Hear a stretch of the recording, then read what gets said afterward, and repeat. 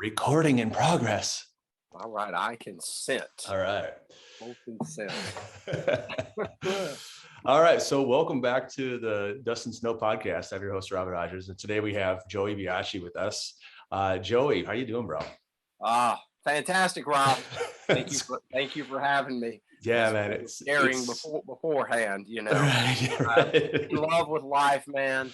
Feeling good, feeling healthy, and very thankful for where I'm at in life right now, man. And thankful to be here with you on the Dust and Snow podcast. Well, Joey, why don't you just tell us a little bit about yourself so we kind of know a little bit background from you and we can get started. Yeah. So it's interesting, like where to start with a background. I guess I'll kind of be formal with it more so than informal. Uh, my undergraduate degree is in chemistry. I was one of those smarty pants kids that always did well in school, but never knew what he wanted to do with his life. Played lots of sports, grew up in church, and through my undergraduate degree, I began, getting deep into science, and I did very well. I always felt like there was something that wasn't being answered. I felt like there was a conflict between what I had learned in my somewhat religious upbringing, but not heavily religious upbringing, and what I was learning in science. I felt like the two communities kind of had things that they couldn't answer for me, either one of them. I always kind of felt like I needed to reconcile those two perspectives. And anyway, I ended up doing a master's degree in business right after my chemistry degree, all for the sake of hopefully one day going and becoming some form of a doctor. I applied to optometry school and physical therapy school. I got into both of them. Thought that was the way to success. That was kind of when I was a kid, that was what I was just sort of told in a certain sense or guided toward. Being a medical professional was like the peak of achievement, okay, in my young mind. But there was always something in my soul that said, that's not it. That's not you. But that was really hard to let go of because I had invested so much of my life in that, my identity. But at a certain point, I said, you know what? I'm not going to go into either of those. And instead, I got into a little seminary for one semester. And then I transferred to Vanderbilt Divinity School and did a master's degree in theological studies.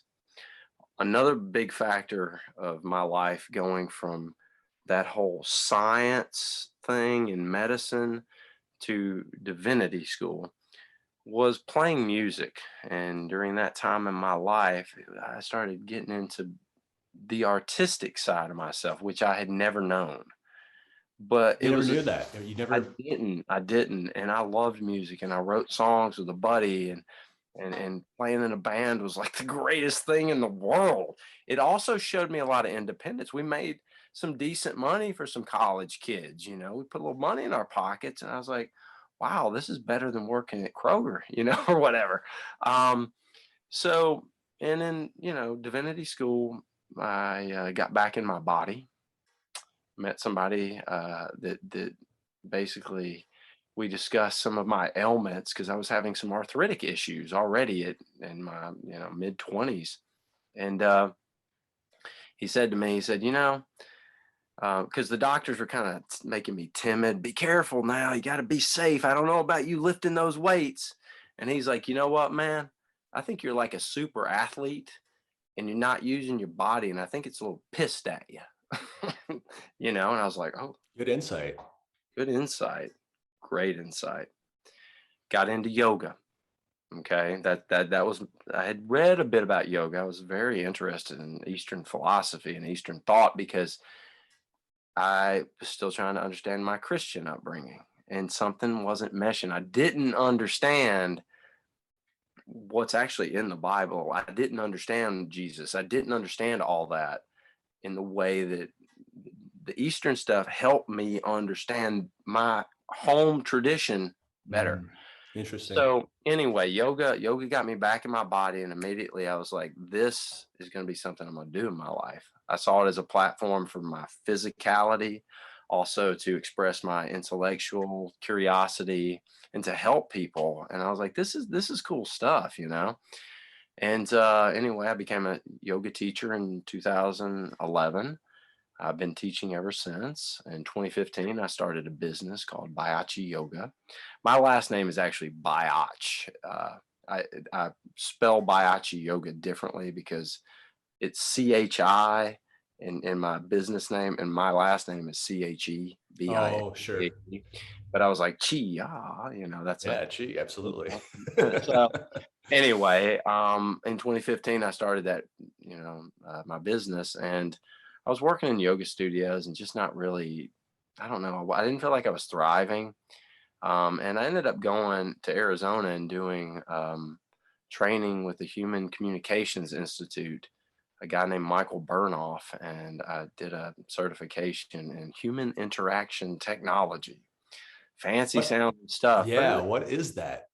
well, it has to do with how we relate to people, and I could get deeper into that. I feel like I'd get a little sidetracked if I Sure. did, but it's just realizing that you can't just relate to people with words and logic. They gotta feel you.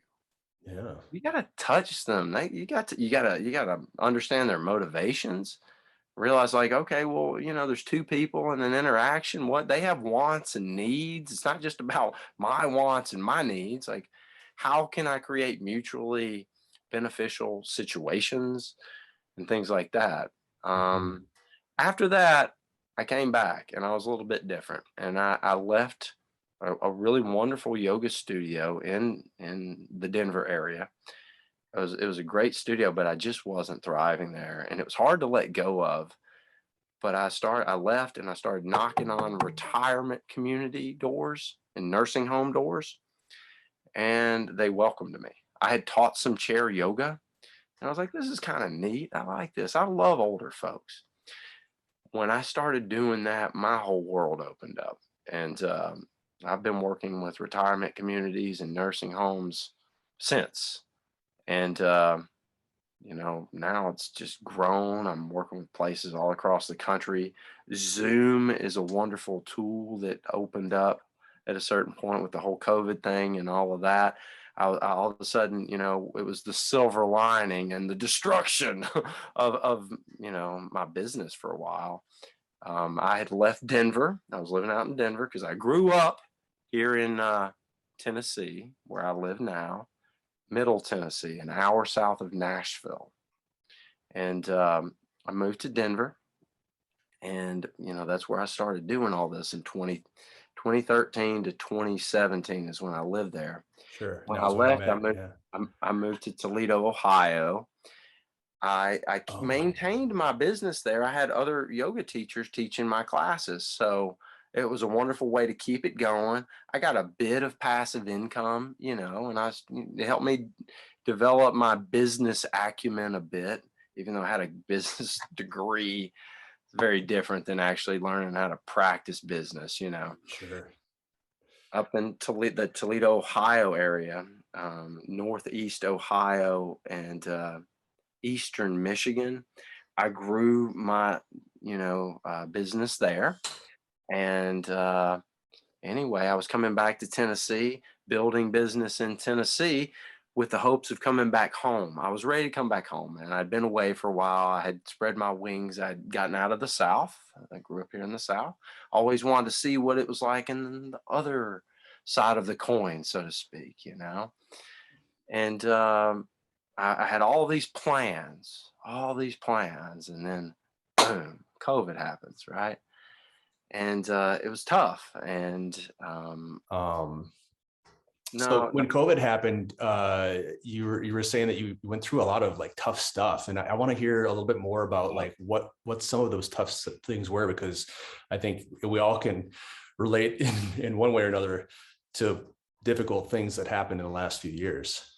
well, yeah, I mean, my business that I had built for 5 years was just demolished in the matter of 2 weeks. And I didn't know how long it was going to last. Um, Came back here to Tennessee to live at my father's house, 43 years old, living at your parents' house, you know what I mean? With Mhm. no income, not knowing what the future held. So I got into some of my insecurities about money. I never grew up wealthy.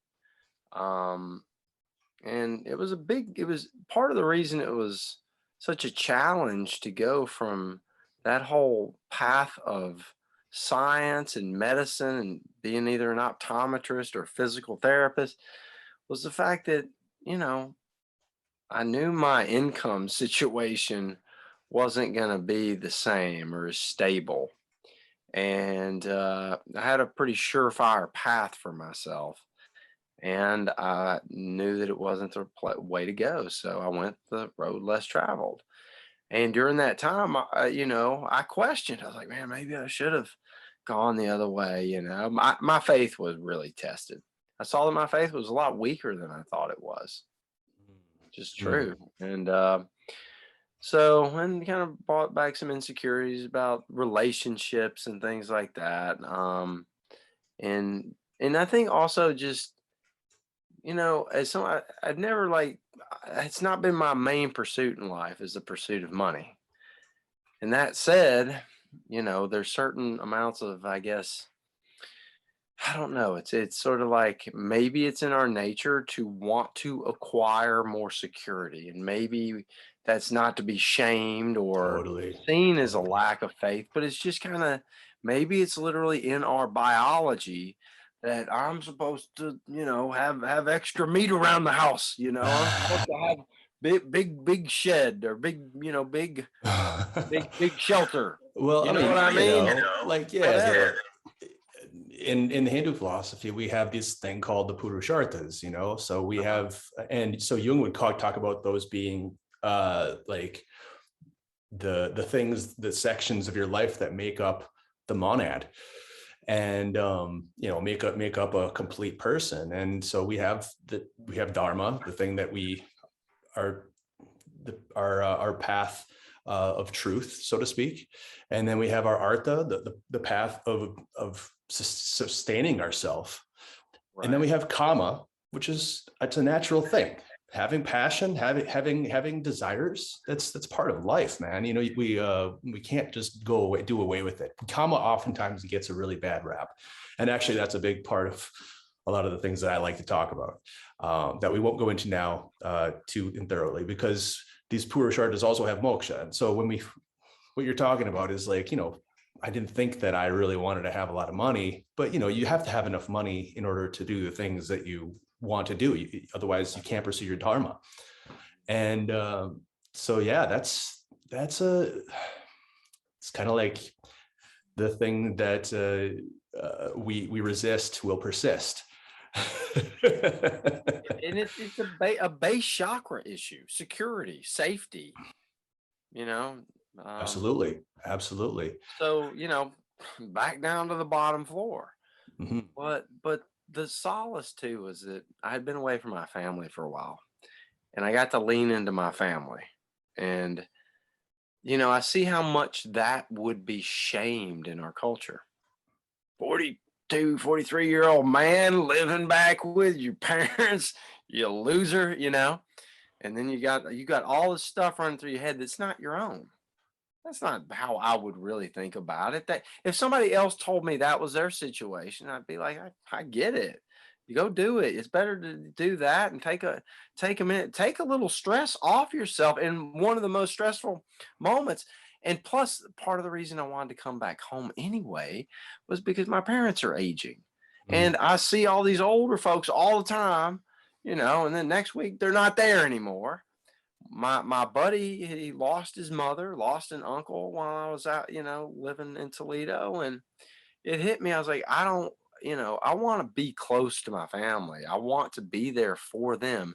And during COVID, like we didn't at the beginning, especially, it's like we didn't know what was going on.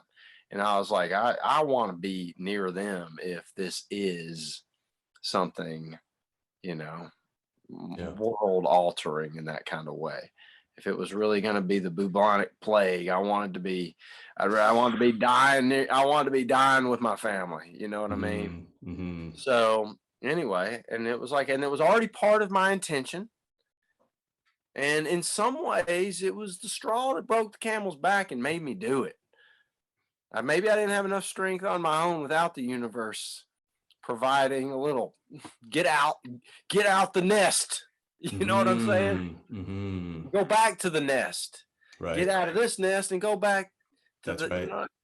Yeah. so so man, I have no shame about any of it now. And I I still have longing. I still have desire, healthy desire to grow, to Totally. move on to my next stage. And it's been great because it's happening. It gave me a chance to get into my body, pay attention to my diet, and take a little bit of again healthy respite in the loving arms of my wonderful family. You Yeah. know, Yeah. Yeah, and the troubles of COVID are they test us in ways that we otherwise wouldn't really even know that they were there. Um, Mhm. and that's again, that speaks to sort of this. We go into the Jung's unconscious, and we basically stay there until something something from the unknown propels us to do something about it, and that's a really scary thing, because we're inevitably going into the unknown. We don't know if what we're doing is going to be good or bad, if it, it's so uncharted. Yeah, that's right. So yeah, so how because clearly you've come out of it, how are you doing now, and how did that process, how'd you come through, bro? Man, lot of different things. You know, um, one step at a time, one step at a time, one day at a time, and one client at a time. And Zoom has been a wonderful tool. It opened up possibilities. And I had a few places that I would record videos for. So actually it started with that. I was recording videos and they would pay me for videos because they weren't even gathering people at the time, Mm, you know. right. And I was like, well, this is kind of a new option. Kind of got my wheels spinning. So I have like a huge library of videos now. I you know, I don't really market them. I should probably, but I just don't have time to do all the things that I want to do with my business. But so that was one thing. And then, slowly places started opening up, and then I started saying, when started really thinking about the technology, I started sending mailers out all over the country, and I was getting hit up by all these places. And I was like, oh my gosh. There was a time when I got more business in the matter of about 2 weeks, like new clients, than I would have gotten in 6 months. Like it was just, and I was like, oh my gosh, I'm almost overwhelmed with how much work I have, Um, Now some of that was temporary because they were just trying to get back to where they were going to let people, come back into buildings and stuff. Mhm. And of course, Tennessee's a little bit different than some other states are, and you know, Sure, sure. um, and also yoga. There's a yoga studio here in town uh, that I started teaching at, and the owner is a wonderful soul, and she let me do some workshops and some talks. Well, actually, I say workshops. That's not actually the case. It was more about like I did talks. Like I did Sure. she let me do a Christmas talk, and it was a really wonderful thing. Cool. And what happened too, instead of just offering chair yoga, which I coined movement and motivation, because a lot of what I'm doing is motivating and encouraging and Yeah. inspiring. So They let's like, they don't need it. It's not about exercise. Like yeah, they yeah. need, they So need movement. They need some of it, but what they really need is to get their emotional waters moving, Right. their mental waters moving. Right. That's what So, they, you know. so what is it that you think people mostly come to you for in order to get that what you're just describing to happen, you know, like get that flow back? Like, what's the most common thing that you're dealing with? I'm dealing with a lot of people that are alone, lonely, coasting out of life because that's what all the cool kids do. You know what I'm saying? Like, you know how when we're young we follow the crowd.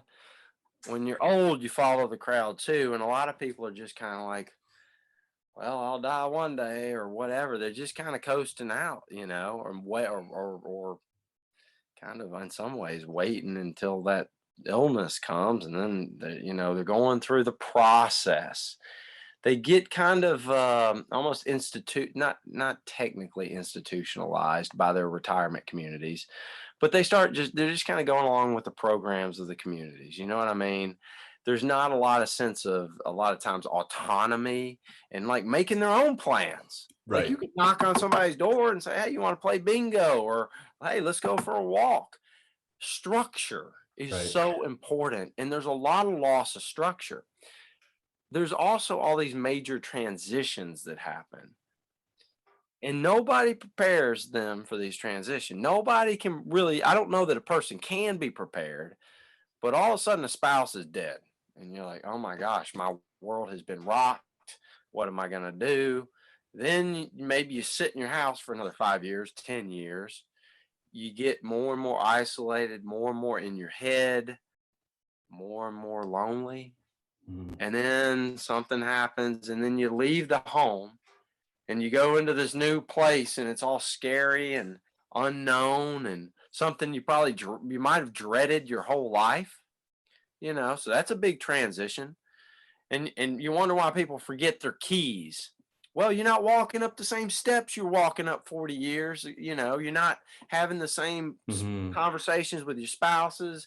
You know, Hmm. you're not driving the same roads. Your rhythms are broken. No wonder you forget some things. I mean, aside from, you know, like things like Alzheimer's and all, yeah, you're probably gonna like mm, have a little bit of a loss of rhythm, let's say. And then you got the transition of what happens once you get the illness, you know, once you fall and break the hip, once you get the diagnosis of cancer, once you know, start realizing that you are forgetting a lot of stuff, you know. Um, so, you know, they're just people that are at these stages of life that they're not prepared for. And they're definitely not preparing for, like, we don't have a culture that prepares us for death. No, that's definitely a whole topic on its own. It is. But like how those are really tough issues. How do you deal with them, or how do you help people through that? Well, a lot of times it's more indirect than it is like direct. You know, it's not hospice. I'm not holding dying people's hands. You know, it's not like my mother did that. Like she worked in nursing homes and, you know, well, like was with people as they took their last breaths. But, you know, a lot of what I'm doing is pointing people to their value, to what's right, to gratitude. What, you know, if you got one eye that's working, you know, thankful that the one eye is working. If we're lifting up our arms in the class and only one arm works, thank God that one arm works. It's reframing, just like, you know, Ram Dass, Yeah, this book right here, sure. Still Here. And then this Nice. movie, Pierce Grace, Sure. about Yeah. stroke. Yeah. He's like, you know what? Just because you have a stroke doesn't mean joy is gone. Joy exists. It's part of you. Mm. Now it can be a little harder to access sometimes, and don't expect to access it too much, the first few months after a stroke. Hang in there, it's so much about what he talks about is reframing. He was really influential in my development personally, but and also in this work. It's helping people reframe what is illness, what is what does it mean that your kids don't come and visit you? For some people, yes, they are abandoned, and it's horrible, and it's sad, and it is that.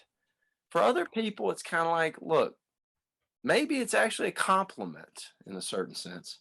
Maybe you did such a good job as a parent that your kids have become pillars of society that are so dependent upon that they barely have time for themselves or their own kids or their wives.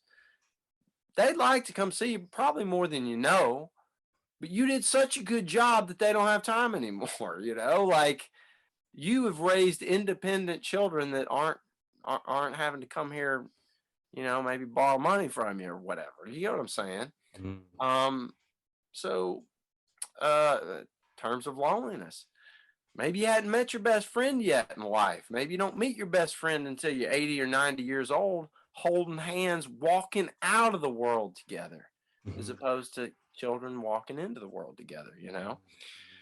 Um, there's so much. It's hard to express all of it, on the spot. It's become so much of just who I am and what I do. Um, Yeah, it's funny. It's funny for me to have almost a moment for a loss of words because I I think speak so much about this. sure, sure. So I guess one of the things that pops up to my mind Yeah. you seem like a really qualified person to define the difference between empathy and sympathy. Yes. Yes. Yes. Could you do that? They they need to be pointed to their autonomy and their independence. I heard it once said. Jordan Peterson said it, and it's true. Don't do anything for the elderly that they can do for themselves. Have faith in them. You can do this. Don't, because so much of the system, because it's so fear based, liability based, like, oh, we don't want you falling. And I respect that. And I always say, look, you have to be safe. You have to be wise. That said, don't be flea trained. You know what flea training is? Where if you take a cup and you put a bunch of fleas in it, they obviously just jump out of the cup because they have strong legs.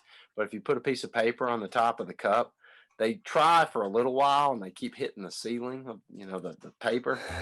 And then And give up. eventually you can take the paper away and they just stay in the bottom of the cup. Another example is like an elephant. With baby elephants, they tie a rope around their neck or whatever and hammer a little stake in the ground. But the elephant's not strong enough to pull up the stake at that stage. But they use the same size stake even as the elephant gets It's older older. because Right. it's learned not to even Yeah. try. Right. And I Right. think I think I also don't what one of my gripes. We're sticking people in wheelchairs a lot of times as a way. I just feel like that becomes an issue in and of itself. Atrophy by wheelchair, death by wheelchair. It's like the pre-coffin, really. In some ways, people aren't, they don't have like things designed like a jungle gym so that people can practice getting up and down out of the floor. They don't have, you know what I mean, like you would have in a playground. Mm. They need something like that. Um, I have this. If I can go on a tangent, Mm. do I have permission to go on a tangent? Absolutely. Go for it, bro. So as I see, a lot of what I'm doing is I'm witnessing, I'm looking, and then God's given me insights and given me creative ideas.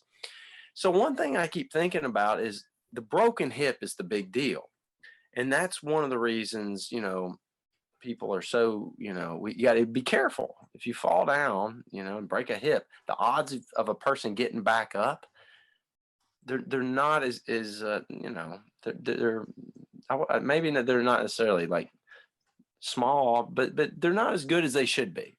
A lot of people don't get back up after broken hips. Maybe they don't put the effort in, whatever the case. Uh, I think about like, why not on these communities on the floor? Why don't they make the floor of ice and it's gridded like squares, 2 foot by 2 foot squares or something like this, and they're gridded, and then there's a little electrical coil that runs through it, and these old folks wear something on their belt that's a sensor, and that sensor is connected to the floor, to the wires in the floor, basically, right?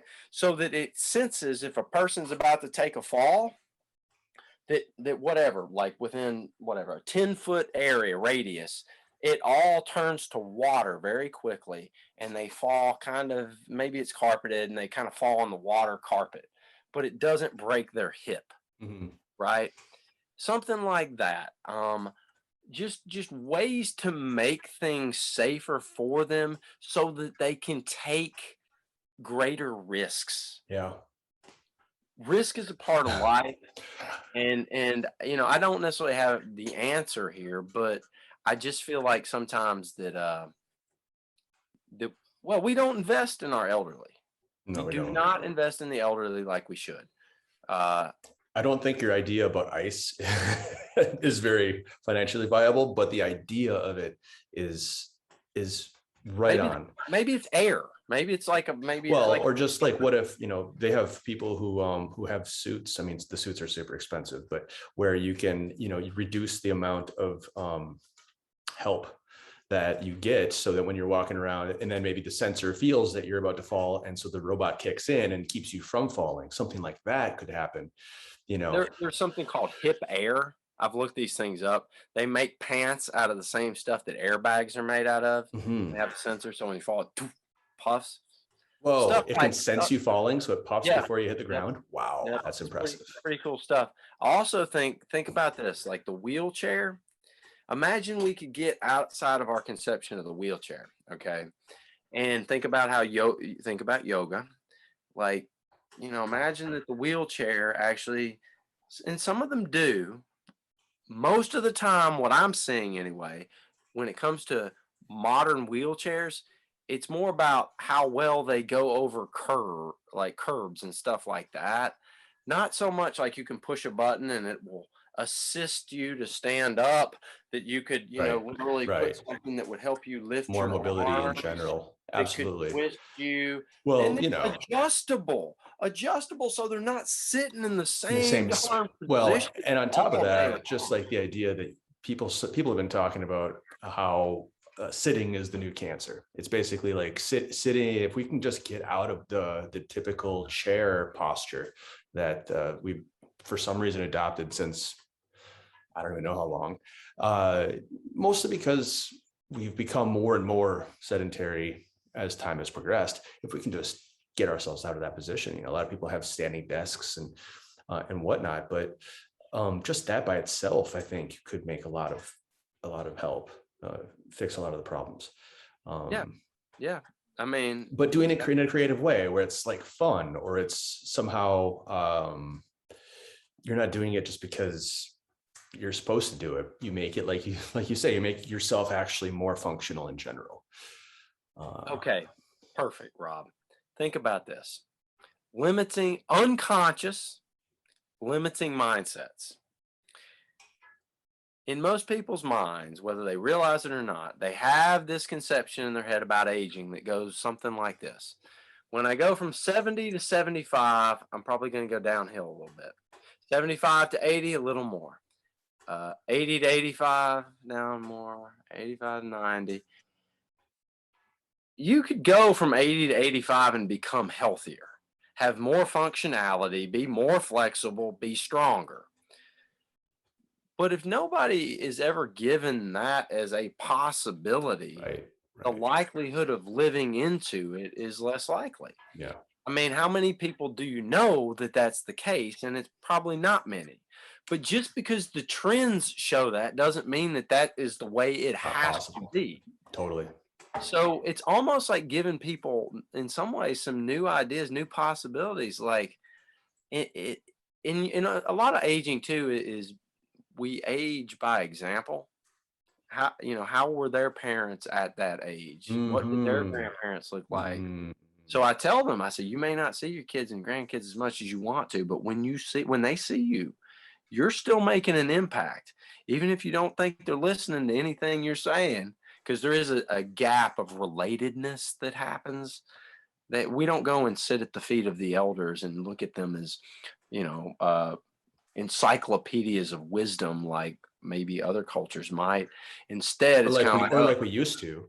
or like we used to. Granny doesn't know. Granny has no idea what's going on. Let me get back on this phone, you know. And it's kind of a letdown.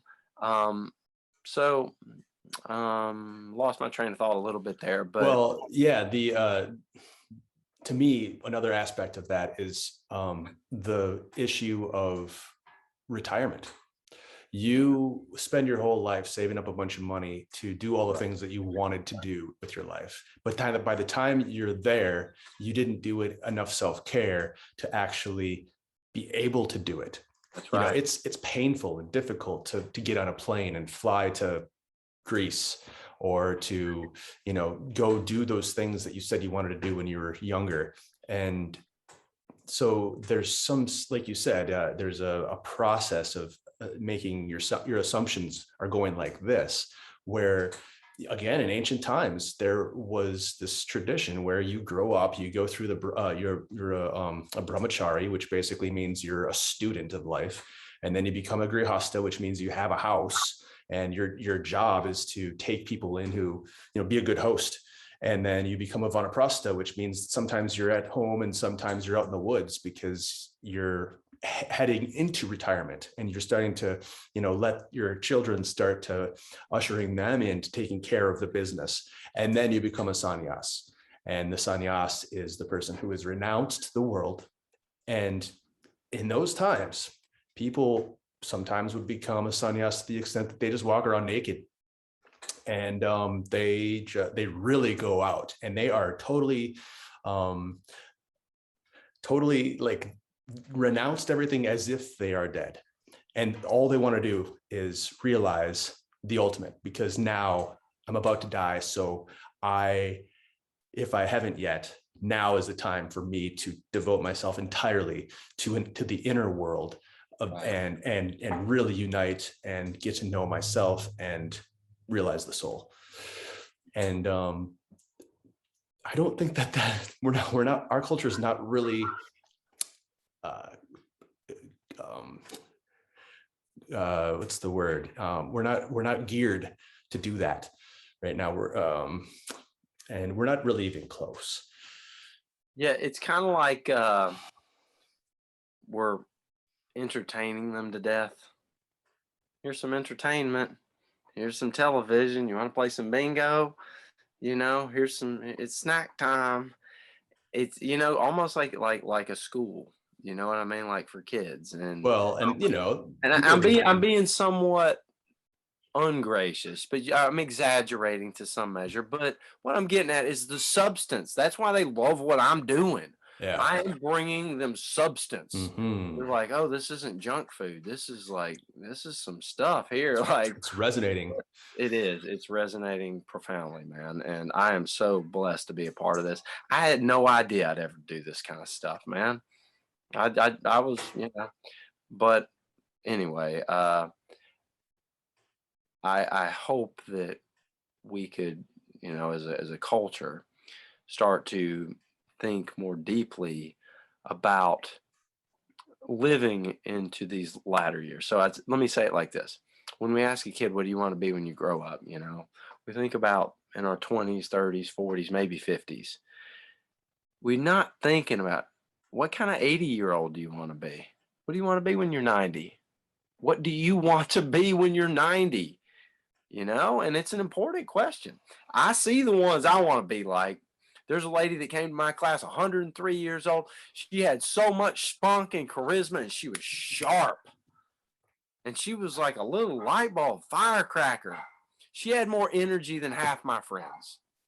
And I love my friends, don't get me wrong. But you see what I'm saying? And I'm like, and Jung talks about this, what we're calling normal is not good.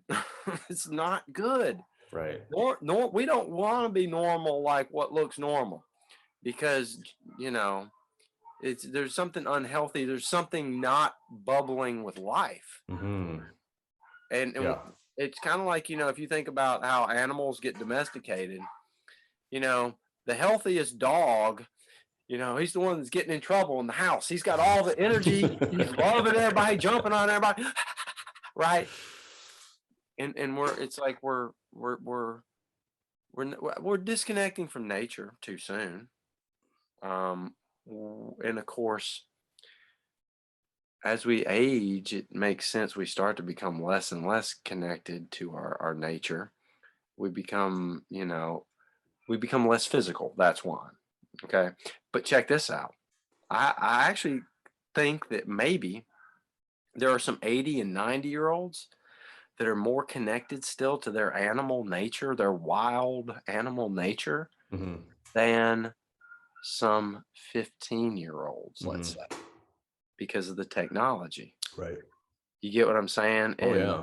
this is a big deal. And I was pulled this booger out of the bookshelf. This book right here is one of the most profound books there is, and he so on point, so on point. What's that called? Technology in Modern Life, huh? Yeah, the Earth has a soul. Technology. What does he say on nature, technology, and modern life? And he talks about atrophy of instinct. Mm, I actually believe that we're not letting children develop enough into their monkey nature, right. and we're making them abstract into ideas and Mm, language. Maybe, too and I say, early. if you're going to learn language, you can learn. I'm not saying you can't learn language, but I'm saying, like, how much math does a kid need, and at what point?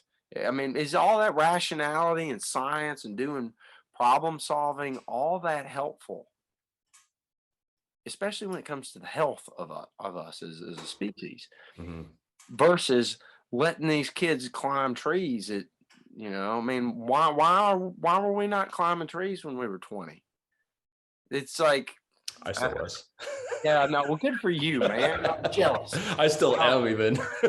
okay, so what about all these illnesses that it's like, well, medical community, well, we don't really know what causes it.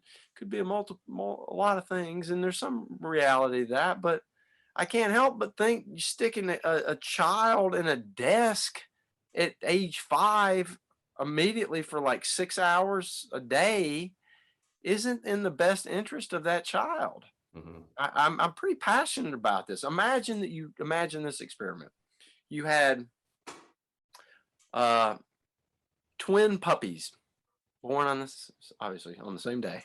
Um, One puppy goes off to the farm the same day the other puppy goes with the little boy to his first day of school at kindergarten. Now, every time the little boy has to sit in the chair, the puppy has to lay on the floor right by the desk. The other puppy's out on the farm. Now, barring the puppy on the farm getting eaten by a coyote or something, if you did a study of the life force of those two puppies over time, Mhm. you would see which puppy is healthier. And it would be very clear that the puppy that had more exercise, more connection with nature, would just exhibit more life force. Mhm. And that's what we're doing to children. And, Yeah, you know, I've definitely experienced that too. And I think, especially the idea of experiencing something as opposed to what we're really doing in school a lot is we're teaching people how to analyze and how to critique or how to think about something rather than to experience it itself. And that's one of the best parts about going out into nature is just experiencing it as it is. No thinking involved. Uh, because thoughts, obviously thoughts come, as a great gift to us as humanity. Like language itself is a result of our ability to think, and it's a beautiful thing. But if we don't remember how to stop thinking, that's just as much of a disease um, as a lot of it could even be the cause of a lot of diseases. Uh, And then on I top of agree. I that, think you're on to something. Keep going. well, yeah, well, and there's not really any incentive. Our culture doesn't think that that's productive. What do you mean? Just sit there and not think? Well, first of all, I don't know how to do that anymore because I've been trained so well that that you got to always be chewing on some sort of thought, or you have to be really busy being productive, making something or whatnot. Um, and Alan Watts talks about this a lot. Just this. Letting the thoughts stop, or at least not being stuck to them, not being constantly attached to what they mean, or why they're coming, or where they go after they're gone. um it's I think that in a lot of ways, that's one of the main issues, if not the core issue, of why we're so distracted. I agree. Um, there's so much I could add to that, Rob. Um, it's unfortunate that I've thought about this expression, an idle mind is the devil's workshop. That's not really what it is. It's kind of like sitting around thinking. An overactive mind is the devil's workshop, really. And most people, if we could get rid of some of the thinking, we would feel the peace of God in our lives. And there's a reason biblically God is spoken of in terms of stillness and silence. Absolutely, over and over again. And I had a conversation one time with a pastor, and he was pushing me hard on the yoga stuff, and he's like, I don't like meditation. I think it's dangerous, and the idea of emptying your mind. And I was like, oh wow, like to them, it's like the like the valence of every term kind of has like a positive valence and a negative valence, right? It's kind of like, all right, an empty mind, like a zombie, like oh, it's like no, no, no, man. It's like an empty mind means not having a bunch of bad thoughts in your mind, not having that mental tension.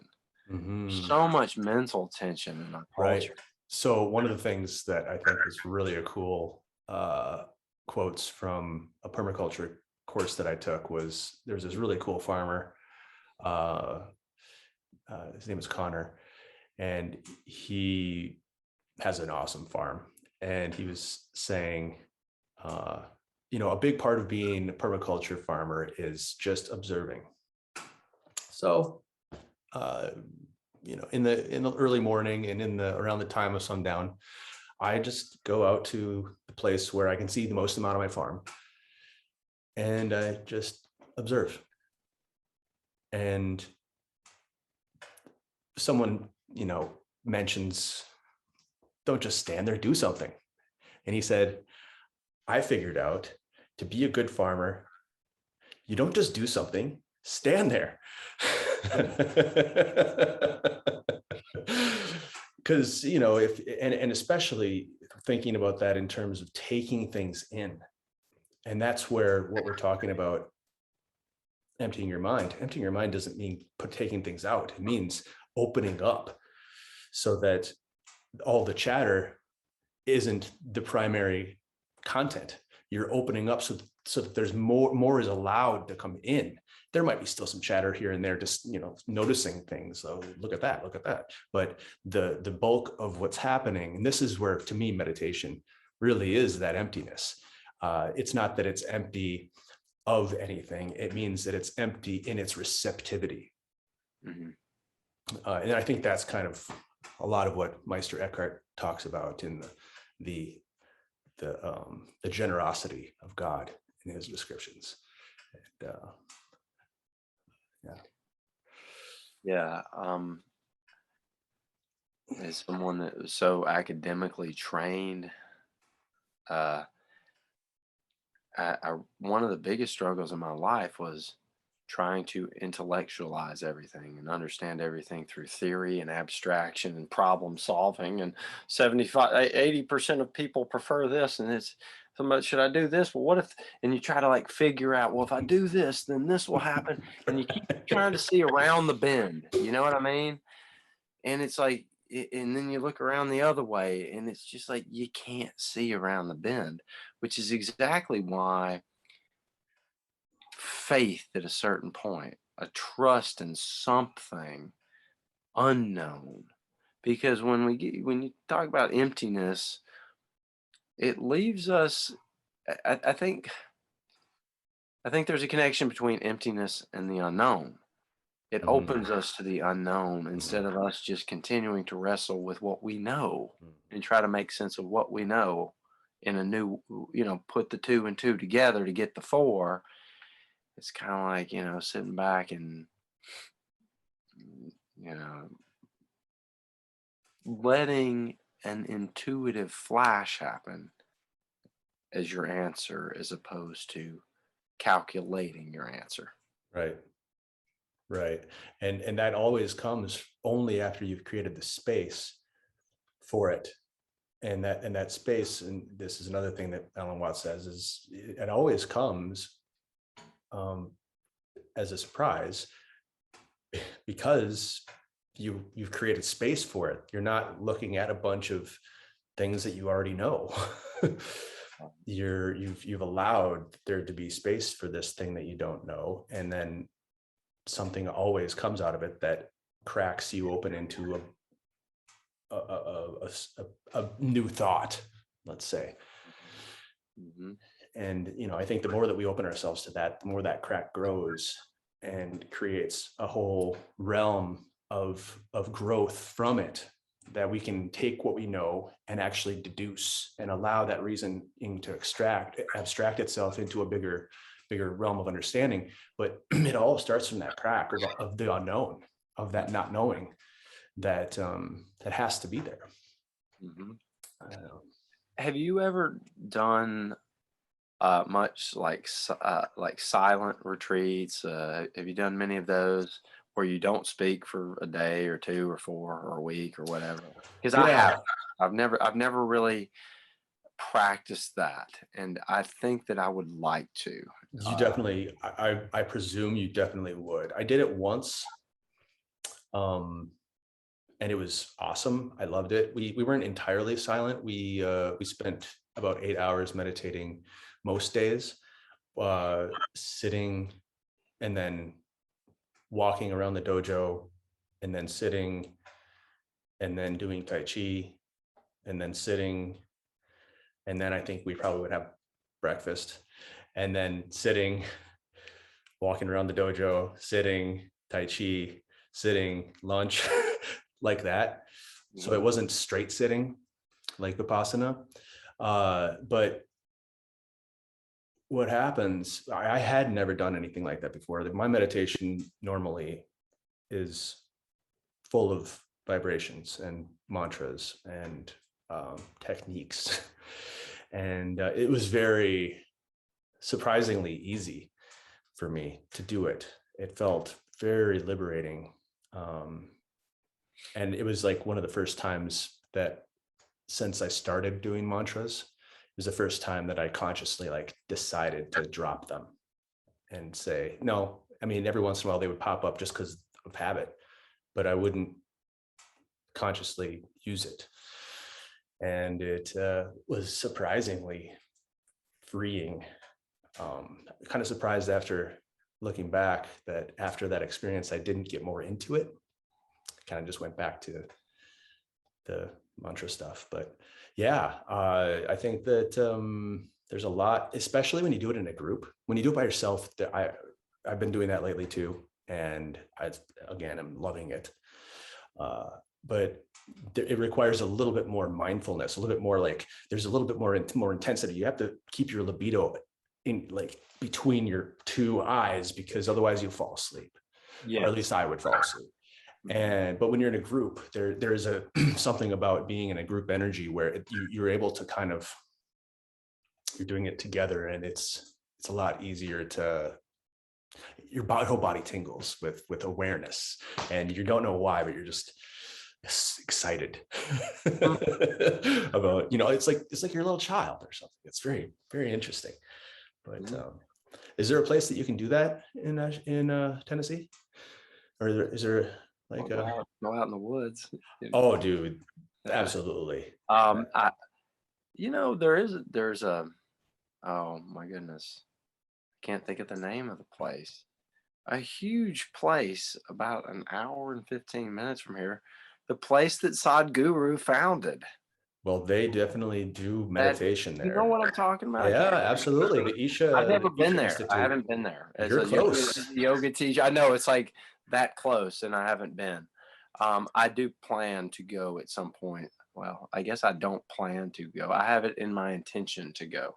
There's no plan yet, Sure. um, but I do. Uh, yes. Ding Cool. ding. Ding Yeah, there ding. you go.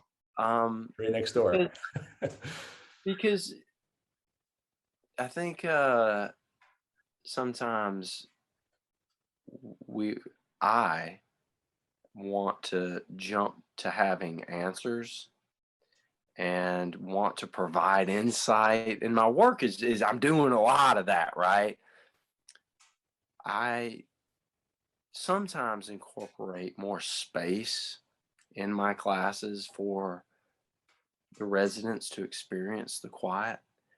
But the problem with that when working with the retirement communities is Uh-huh. and the medicines because they're already, you know, kind of like Yep.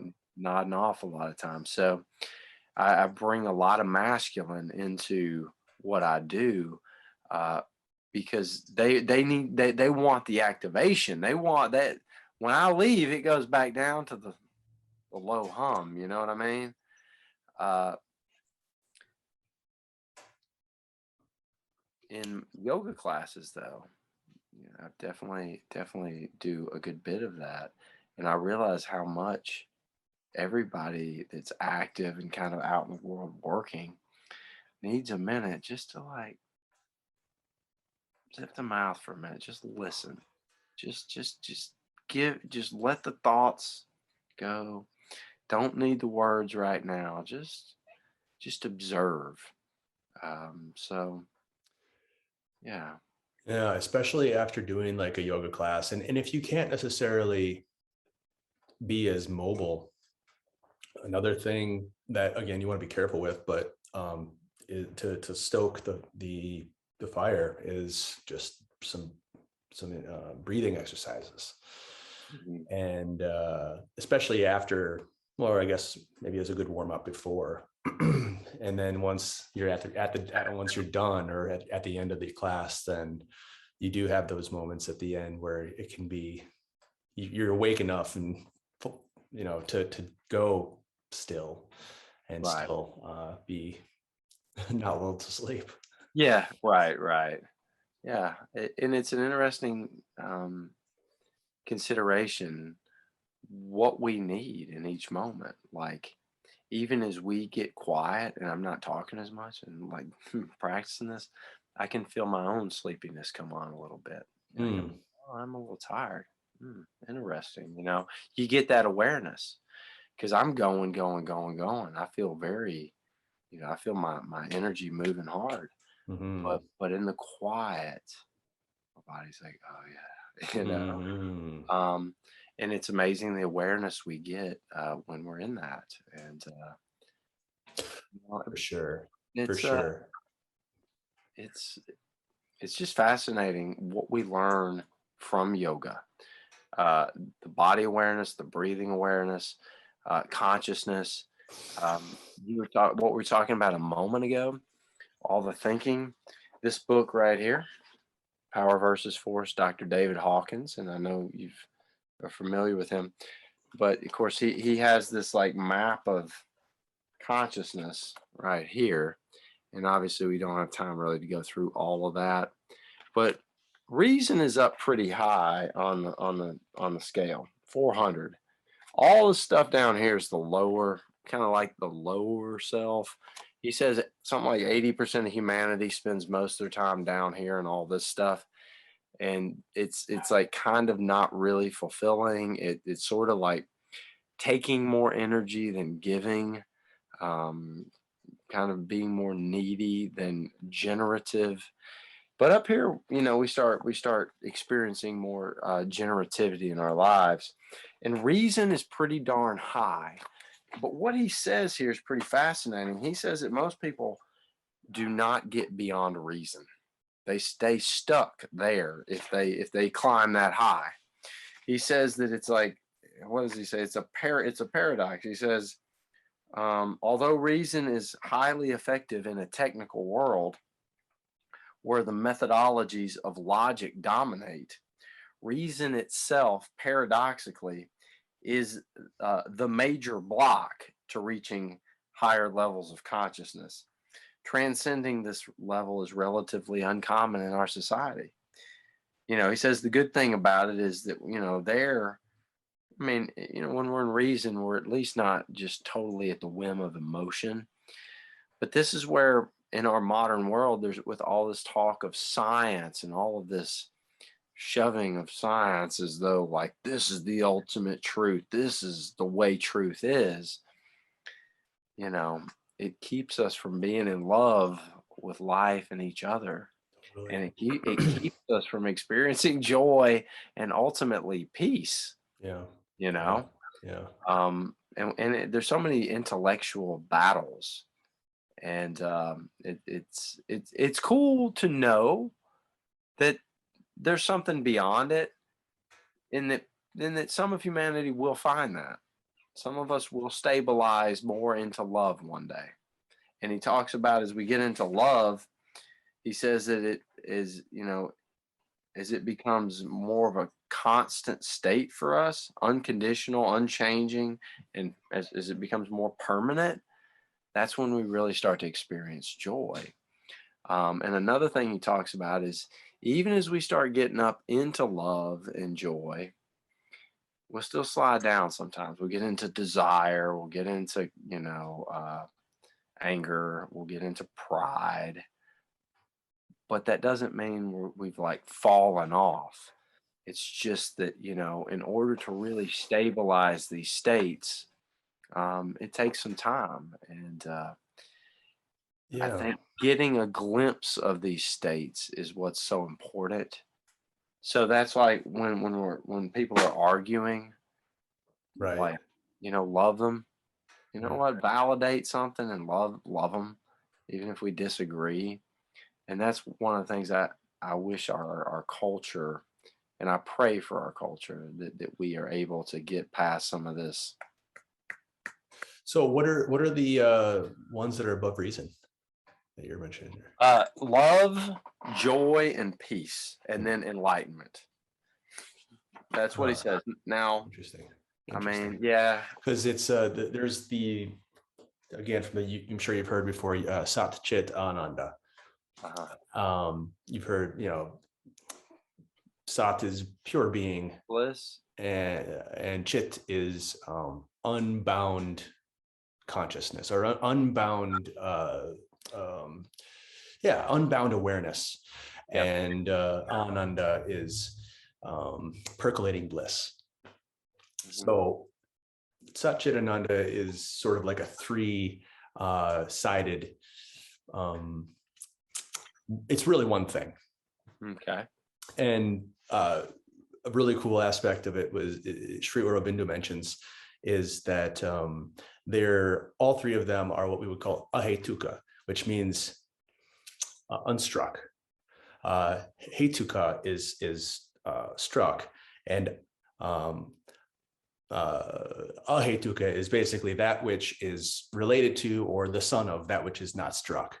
And so Satchitananda, if we think of it as like a state, as in your list, it's a state of mind that is unimpeded by all of the things that are on that other list, the list of the lower things, right? Right. So what's cool about that is, like you said, if you experience them, any of them, any aspect of those things, they can bring other things with them. just like smoke or heat from a fire brings smoke up with it. The smoke is probably some of those lower things, that's creosote, and, choke on it. It's obfuscates, but it's the actual light and heat and of the fire. It doesn't really affect it, right? Yeah. So Right. so desire to me is not a base thing. It's a necessary aspect of creation. We're here because of desire. We literally took birth because of desire. And Yeah. if we didn't have desire, we would not get out of bed in the morning. So it's more of, to me, it's more of making a cocktail that works to keep the flame going. I agree. I have some critiques of his work, but I'm not going to get into all that. But like I think sometimes, like you're saying, having a little desire, having a little edge to you, being a little bit like, what, the world could be better.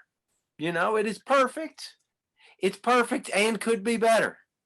Right. Even though those sounds Right. like And even like the idea of going down into those negative emotions, or for instance, going down into the unconscious, isn't a bad thing either.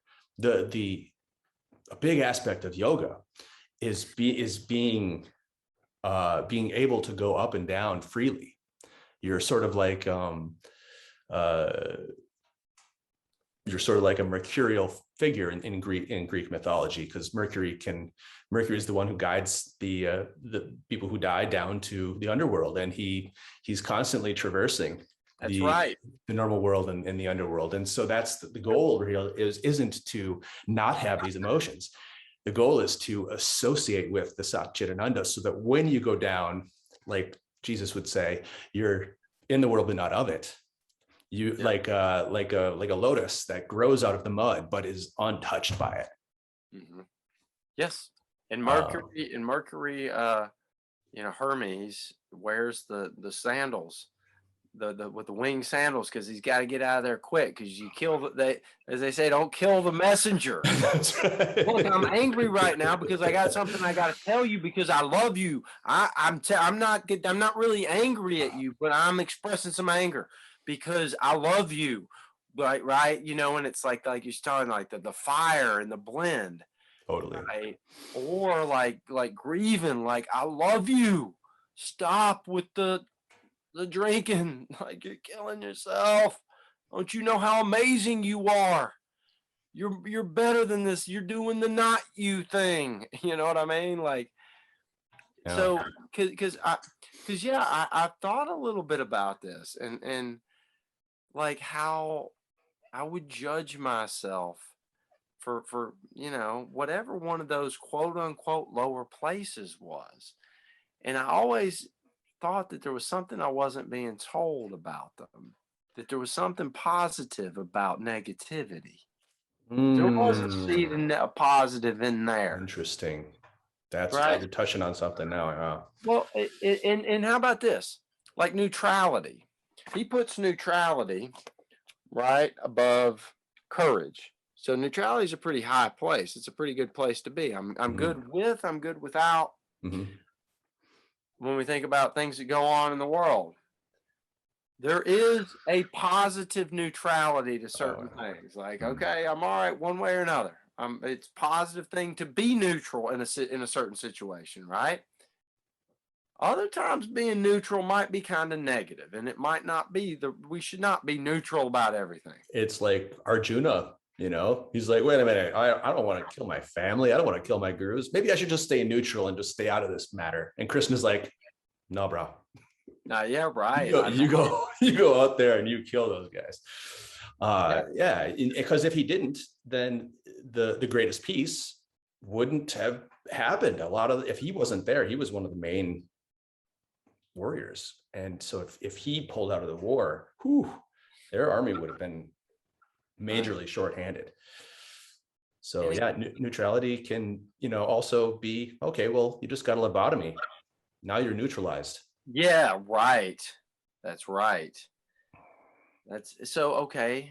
and this is interesting because as I've been learning some of this Jungian stuff, this idea of religion and instinct, and how, like in Christianity, like there's this idea of the flesh, right?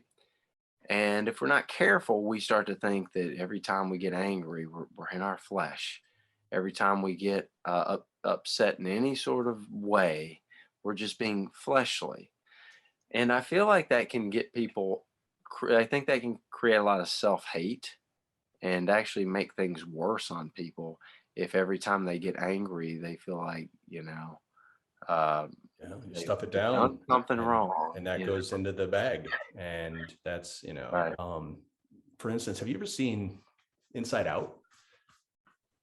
I don't think so. It's an amazing Pixar movie, where basically it has these emotions going on inside this girl's head, and it goes through the whole thing. One of the main characters is sadness, and everybody's always like, "Oh, let's get her out of here." And I don't want to spoil the movie for you, but one of the things that I think is also really important and really blissful.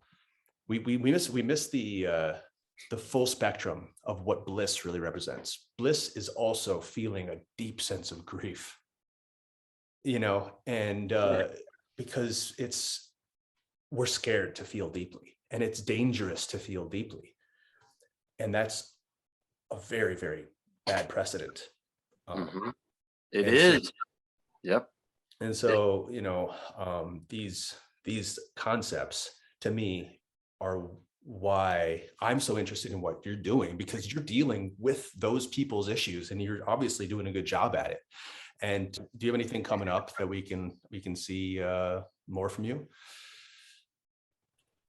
yes, yes, I have a BitChute channel, and BitChute's kind of an alternative uh, media outlet or whatnot. It's kind of like YouTube. People post videos, and it's called Sukhavision. And Sukha here, it basically means having like a good aperture, right? Like looking at things in a way that's pleasant, looking at things in a way that is somewhat helpful rather than just strictly harsh. And anyway, yeah, I've been posting videos on there that I think are, um, they come from my heart, they come from my soul. And I really enjoy what I'm doing over there. I have a t-shirt store called namastetheday.com, and I'm creating all kinds of t-shirt designs. My Biache yoga stuff is going well. If anybody has watching this works at a retirement community, please feel free to email me at biacheyoga@gmail.com. Um, what I'm bringing to the elderly is very important and it's very helpful to them. And yeah, I would love to hear from anyone. So yeah, lots of good stuff. Got some music on the horizon too, but not Nice. not quite to the point where I'm gonna start, be talking too much about that yet. But that is on the horizon. So Awesome, awesome. Well, yeah, dude, thanks for taking out some time in the day to hang out with me, and it was great to have you on. And let's schedule another one soon.